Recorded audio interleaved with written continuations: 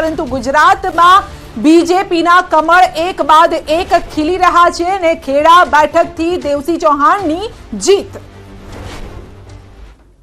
देश के यशस्वी तपस्वी प्रधानमंत्री आदरणीय मोदी जी ने जिस तरीके से देश हित, समाज हित और राष्ट्र हित के जो निर्णय किए और केवल निर्णय नहीं उसकी डिलीवरी भी की है, तो एक तरीके से जो विकास हुआ है और इनकी प्रति जो जनता का विश्वास है और हमारी सांस्कृतिक परंपरा का जिस तरीके से पुनः जागरण हुआ है, ये पिछले 10 सालों में गरीब कल्याण का काम हुआ है। इंफ्रास्ट्रक्चर आधुनिक बने हैं, सोशल इंफ्रास्ट्रक्चर में भी जिस तरीके से सामाजिक सेवाएं जैसे शिक्षा हो या आरोग्य की सुविधा हो जन तक पहुंची है। इसी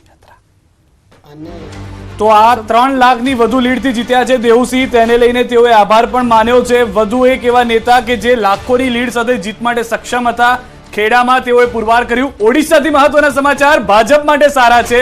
ફરી એક વખત એક સારા સમાચાર આપતું રાજ્ય ગુજરાત બાદ ઓડિશા રહ્યું ભાજપ માટે કે જ્યાં આગળ વિધાનસભામાં સારું એવું પ્રદર્શન, નવીન પટનાયકને મોટો ફટકો, બીજુ જનતા દળને અહીંયા મોટો ફટકો પડી રહ્યો છે। ભાજપ 72 વિધાનસભા બેઠક પર અહીંયા આગળ ભાજપ બહુમતી તરફ અગ્રેસર છે। અહીંયા લોકલ એક પાર્ટી, સ્ટેટની એક પાર્ટી જેનું વર્ષોથી પ્રભુત્વ છે અને ત્યાં ભાજપ સેંધ મારી રહ્યું છે।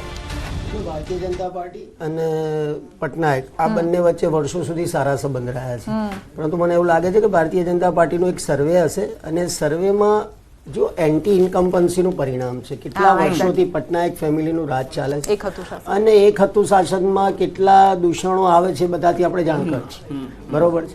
એટલે ભારતીય જનતા પાર્ટી આ વખતે એમની સાથે એલાયન્સ બી ન કર્યું અને એકલા હાથે ઇલેક્શન લડવાનો નિર્ણય લીધો અને એ નિર્ણય ભારતીય જનતા પાર્ટીના સર્વેના આધારે જ લીધો છે ને। એ તો મોદી સાહેબે પોતાના ઇન્ટરવ્યુમાં પણ કહ્યું છે કે અમારી મિત્રતા છે, પરંતુ આ ઇલેક્શન અમે જામનગરથી મોટા સમાચાર મળી રહ્યા છે કે જે સભા થઈ હતી ત્યારબાદનો જે માહોલ બન્યો હતો, પૂનમ માડમ જીત તરફ જઈ રહ્યા છે। વધુ એક કમળ ગુજરાતથી ભારતમાં દિલ્હી મોકલવામાં આવશે। પૂનમ માડમની જીતના સમાચાર 1,28,543 મતથી પણ વધુ આગળ ચાલી રહ્યા છે। જામનગરથી પૂનમ માડમની જીત નિશ્ચિત, કારણ કે હવે જેટલા મત નથી બચ્યા ગણતરીના તેનાથી વધુની લીડ તેઓએ મેળવી લીધી છે, જે સ્પષ્ટ કરી રહ્યું છે કે તેમની જીત થવા નિશ્ચિત છે। ફક્ત ઓફિશિયલ અનાઉન્સમેન્ટની રાહ જોવામાં આવી રહી છે। બિલકુલ, આ એવી બેઠક છે જ્યાં ક્ષત્રિયોનો મુદ્દો ટચ કરતો હતો। અહીંયાથી પણ મોટા ભાગના ક્ષત્રિયો, જ્યાં ફક્ત એવું નથી કે રાજકોટમાં જ રૂપાલાનો વિરોધ હતો, પરંતુ ક્ષત્રિયોનો જે મુદ્દો હતો, ક્ષત્રિય જે વોટ બેંક છે, આ બેઠક પર પણ મોટી અસર કરે છે। પરંતુ તેમ છતાં બીજેપી અહીંયાથી જીતી રહી છે। પરંતુ એક ઇન્ટરેસ્ટિંગ વાત તમે કરી રહ્યા હતા કે ક્ષત્રિયો ભલે આ લોકસભા ચૂંટણીમાં પરેશ ધાનાણી પાસે જઈએ, ભારતીય જનતા પાર્ટી કે બહુમતી તરફ આગળ વધી રહી છે, ત્યારે ભારતીય જનતા પાર્ટી અને ભારતીય જનતા પાર્ટીના ઉમેદવાર બંનેને અભિનંદન પાઠવું છું। આપ સૌ એના સાક્ષી છો, આ રાજકોટનું રણ મેદાન એ સાંસદ બનવાની હરીફાઈ નથી। રાજકોટની લડાઈ કોઈ વ્યક્તિથી વ્યક્તિ વિરુદ્ધની લડાઈ નથી, કોઈ પાર્ટીથી પાર્ટી વિરુદ્ધની લડાઈ નથી। રાજકોટનું રણ મેદાન એ સંવિધાનને બચાવવાની, સંવિધાનિક અધિકારોને આગળ ધપાવવાની અને સત્તામાં બેઠેલા લોકોના અહંકારને ઓગાળવા માટેની લડાઈ હતી।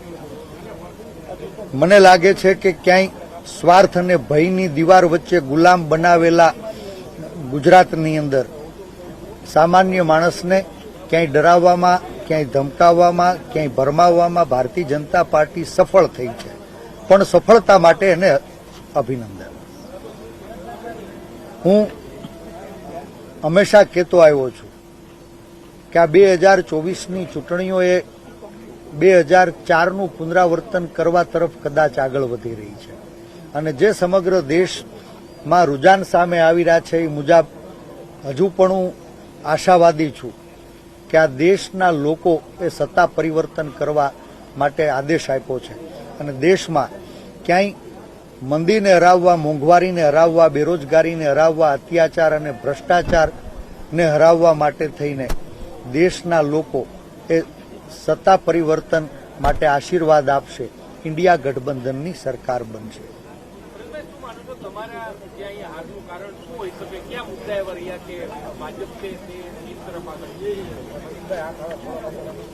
મેં ફરીથી એ વાતને દોહરાવું છું કે આ લડાઈ માત્ર વ્યક્તિથી વ્યક્તિ વિરુદ્ધ નહીં, વિચારધારાથી વિચારધારા વિરુદ્ધ નહીં, વ્યવસ્થાને બદલવા માટેની લડાઈ હતી. લોકોએ પ્રયાસ કર્યો. મને આનંદ થાય છે કે રાજકોટ વાસીઓના હૃદયને જીતવામાં હું સફળ થયો. ચૂંટણીઓ લડવી મહત્વની છે. હાર જીત તો જનતાની અદાલત નક્કી કરતી હોય છે ને જનતાએ જે આદેશ આપ્યો છે જનાદેશને સહર્ષ સ્વીકારું છું. પણ રાજકોટ વાસીઓએ ખૂબ ઓછા સમયમાં ભારતીય જનતા પાર્ટીની શ્રેષ્ઠ પીચ, કોંગ્રેસ માટે સૌથી કઠિન કોન્સ્ટિટ્યુન્સીની અંદર આ જંગને છેડ્યો હતો અને એમ છતાં રાજકોટ વાસીઓએ ઓછા સમયમાં ખૂબ બધો પ્રેમ આપ્યો. સંસદ બનવાનું સપનું નહોતું પણ હાથી બની અને આવતા 5 વર્ષ રાજકોટના લોકો એની વેદનાને વાચા આપવા માટે કોંગ્રેસ પક્ષનો આ કાર્યકર્તા રાજકોટમાં રહેવાનો છે, રાજકોટ વાસીઓની વચ્ચે રહેવાનો છે અને જ્યારે જ્યારે પ્રજાની પીડા હશે, પ્રજાની વેદના હશે તેને વાચા આપવા માટેનો નિષ્ઠાપૂર્વક પ્રયાસ કરવાનો. ગામડાઓના મુદ્દા ખૂબ ઉઠાવ્યા, આમ છતાં ગામડાના લોકો ખેડૂતો કેમ સાથે?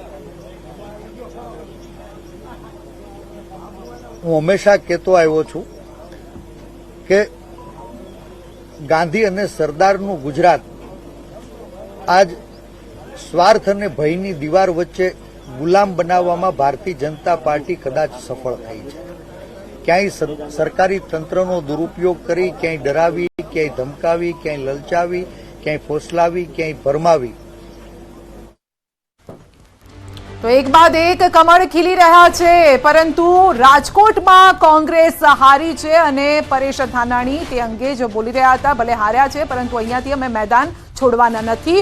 આ સાથે જ વાત કરીએ તો પેટા ચૂંટણીના જે પરિણામ આવી રહ્યા છે, વાઘોડિયા વિધાનસભા પેટા ચૂંટણીનું પરિણામ કે ત્યાં બીજેપી જીતી ચૂકી છે. પંચમહાલ ભાજપના રાજપાલસિંહ પણ તેઓ પણ લીડ આપ જોઈ શકો છો કે 3.86 લાખ મતથી જીત તેઓ મેળવી રહ્યા છે. અને પંકજ આપણી સાથે જોડાઈ ગયો છે અને પંકજ પાસે જઈએ અને ત્યાંથી શું આંકડા આવી રહ્યા છે ઇન્ડિયા લેવલના. જી પંકજ. જી સંધ્યા, જોઈએ તો દેશની અંદર 543 લોકસભા બેઠક છે અને એનો ગ્રાફિકના માધ્યમથી આપણે સમજાવીશ કે અત્યાર સુધીનો જે સિનારીઓ સામે આવ્યો છે, એનડીએ 297 સીટો પર આગળ છે, જ્યારે ઇન્ડિયા ગઠબંધન 228 સીટો પર આગળ ચાલી રહ્યું છે, જ્યારે અધર પાર્ટી છે તે 21 સીટો પર આગળ ચાલી રહી છે. હવે આ જે કેસરી કલર તમે જે જોઈ રહ્યા છો આ છે ભારતીય જનતા પાર્ટી અને એનડીએના સાથી દળો કે જ્યાંના તેમના ઉમેદવાર આગળ ચાલી રહ્યા છે, જ્યારે આ બ્લુ કલર તમે જે જોઈ રહ્યા છો એ ઇન્ડિયા ગઠબંધન અને તેમના ઉમેદવાર આગળ ચાલી રહ્યા છે.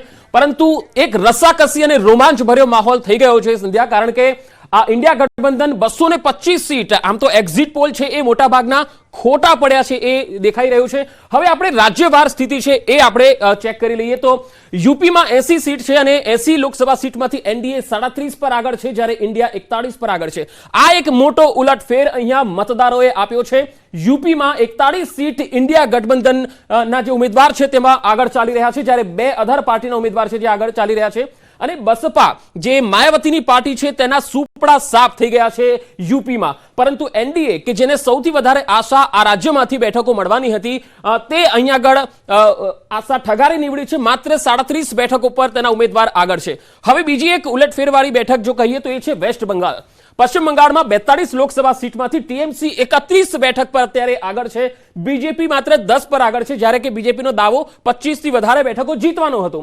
કોંગ્રેસ માત્ર 1 સીટ પર આગળ ચાલી રહી છે. એટલે અહીંયા ટીએમસી નું ગઠબંધન ભલે ઇન્ડિયા ગઠબંધન સાથે નથી, પરંતુ શક્ય છે કે જ્યારે ગઠબંધનવાળી સરકાર રચાય ત્યારે ટીએમસી કયા ગઠબંધનમાં પોતાનો ઝુકાવ રાખે છે એ જોવાનું રસપ્રદ બની શકે છે. કારણ કે ઇન્ડિયા ગઠબંધનની જે ઓવરઓલ જે બેઠકો છે જે 272ના મેજિક આંકને સ્પર્શવામાં જો એની નજીક આવે તો ટીએમસીનો એમને સપોર્ટ સરકાર બનાવવામાં મળી શકે છે એવી શક્યતા છે. જો કે હાલ એક મહત્વપૂર્ણ ખબર આવી રહી છે તેના ઉપર નજર કરીએ.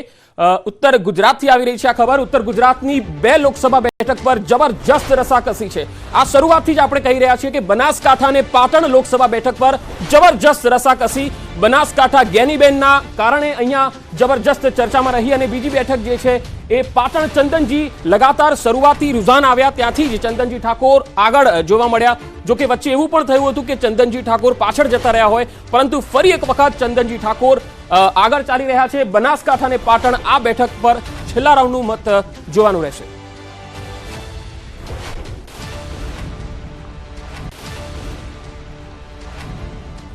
તો આપણે ઉત્તર ગુજરાતનો સિનારીઓ જાણવા માટે ગૌતમ શ્રીમાળી મારી સાથે જોડાયા છે. ગૌતમ, આપણી પાસે આવીશ. સૌથી પહેલા તો પાટણ અને બનાસકાંઠા 2 સીટ જોઈ રહ્યા છે. લાગી રહ્યું છે ખરું કે છેલ્લા રાઉન્ડનું મત ગણતરી થાય એમાં ક્યાંક ઉલટફેર થઈ જાય?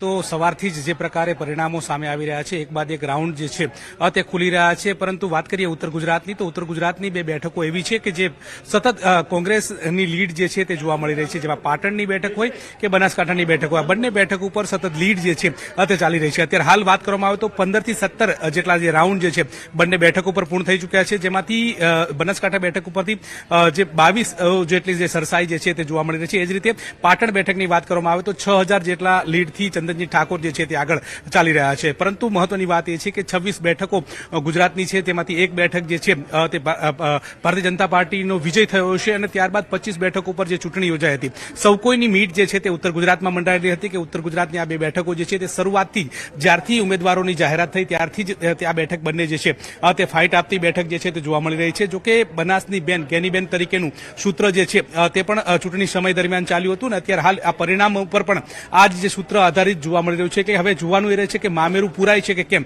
આ પ્રકારની પણ વાત જે છે તે જોવા મળી હતી. પરંતુ શરૂઆતના જે પરિણામો આવી રહ્યા છે, એક બાદ એક બેઠક જે રાઉન્ડ ખુલી રહ્યા છે, રાઉન્ડની અંદર જે ગેનીબેન જે છે તે પણ સરસાઈ સાથે આગળ વધી રહ્યા છે. હવે જોવાનું એ છે કે પૂર્ણતાના આરે